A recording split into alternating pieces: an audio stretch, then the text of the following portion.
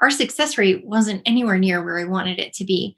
But I was maturing and growing and learning. And I didn't know how to have this conversation with these executives. I was just thankful they said yes to working with us. And we were so focused on doing right by them and performing that we were missing this key step where we needed to be emotionally connected with them and invested and aligned on the same mission at all costs to succeed. And our work is so vitally different now. And last year we had 9 full service engagements, and all 9, we were 100%, all 9 scaled. And it's because I believe of the emotional connection and the intent. We shifted our mentality, and it sounds so like kumbaya and weird, but it's so real. Our core values, like we have to love our CEOs before we scale their companies. And to dig into it further without being verbose, that first core value is we have to love ourselves as individuals first. We have to be good to ourselves. We have to take care of ourselves. We have to be kind to ourselves. We have to eat healthy. We have to rest. We have to learn. We have to be connected with our families, priorities straight. We have to be good before we can be good for others. And then the next extension of that is being great for our team. We do very high impact work, and we employ brilliant people who work with high urgency, and we are running a million miles a minute. But with that, we have to be each other's support network first and be available. Then we are there to serve and love our CEOs. And if we can't create that initial connection out of the gate to be so mutually aligned on what it is going to take to get them there, once we earn that, the scale will happen. And we had to learn that the tough way. And then it's scale second, and third is succeed always, in case anyone was curious what the third value was. Succeed always. And with the performance. Yes. Yeah. So if let's say I'm listening to this and I'm a CEO, or even if I'm a salesperson, right, and I want to take myself to the next level, or I'm a CEO, I've been running a company for 4 years, 5 years. And, we've done some of the hard work. We got to $1 million in revenue. We got to $5 million in revenue, but it seems like, things have flattened out. And I could blame COVID. I could blame, economics. I could blame a lot of different market shift. But maybe inside my head, there's that voice. It's like, maybe it's me. Maybe it's something I need to make a change on. What would you, what's the kind of mental checklist that you might challenge somebody on to say, like, are you willing to do these 3 things? Because if the answer is no, that's okay. It just means you're not quite ready. Or the opposite of, if you do check these 3 boxes, then it's time. You just need to take that step. Yeah. Is there some kind of framework that you use to help people determine the difference between wanting to make a change versus being ready to make a change? Mm-hmm. Yeah. Step number 1, what do you want?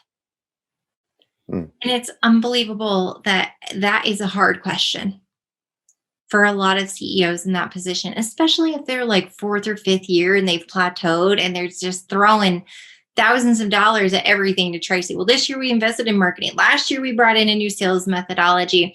And this coming year we have it on the docket to upgrade our CRM. And then it's like, what are you doing? Oh, well, we got a new CRO. Great. How's that going? Like, what change has been impacted in the organization? What have they brought forth? What's shifted? And so sometimes those are all great things, but the point I'm making here is, what do you actually want?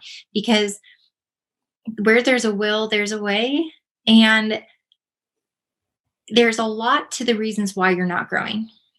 So if there's something in your belief system or in your inner core being that is holding the company back, let me elaborate.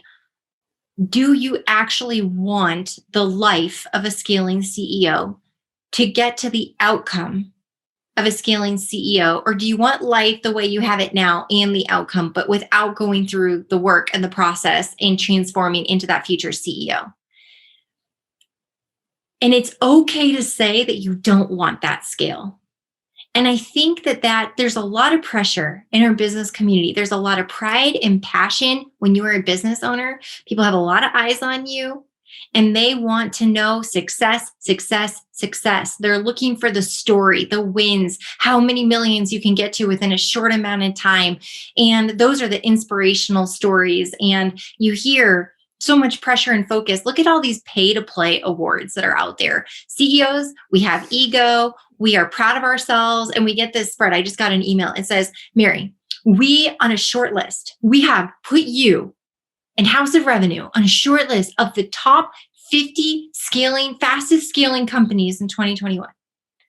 And they has all these in like accolades and all this cool stuff that we're going to get a 2-page spread and a badge and all this stuff for $2,500. One, I'm like, uh, we're 1 month into 2021. So that's weird because what are you measuring by? Two, I've never like publicly given you my financials or audited anything. How do you even know where we are and we're scaling? But yet, how many CEOs want that outcome? They want the notoriety, they want the praise, the recognition, the award. There's a whole, I don't know how many billion-dollar industry of that. What I'm trying to say is, in your heart, do you just want the recognition and to be able to walk around and be like, I did it and I'm here? Or do you want the actual life of a scaling company and to have the outcome of a scaling company? Have you defined, do you want an exit? Is this to just grow, grow, grow, and then pass on to someone else in your family? Is this to go employee owned in the future? Is it an IPO? Is it, what is it? What do you want? And I think that initial question, there's a reason, there's probably more to the reason as to why you're not scaling and why you're not growing and why you're in the revenue plateau. And it goes back to initially what we spoke about at the beginning of this is you have, where there's a will, there's a way. So if it really was that big of a goal and a commitment and something you wanted to achieve, you probably would have done it by now. So what we often find is there are things getting in the way of them actually doing it, and it starts on the inside. So do you want it is step number one. What do you want? And to know that it's okay to say, I'm perfectly happy running a $2.5 million company. I have quality of life. We're profitable. I don't have employee issues. Like, this is bliss. I don't need to scale. I'm okay being here, and that's an okay answer, and getting yourself to be okay with the answer. But if you can truly say, this is what I want, then I think the most critical step is to map out the process, because a lot of founder CEOs don't work well in the world of gray. We're very black and white. We want to have defined pathway. And so I think one of the reasons that keeps us from scaling and growing is we just don't know how to get there.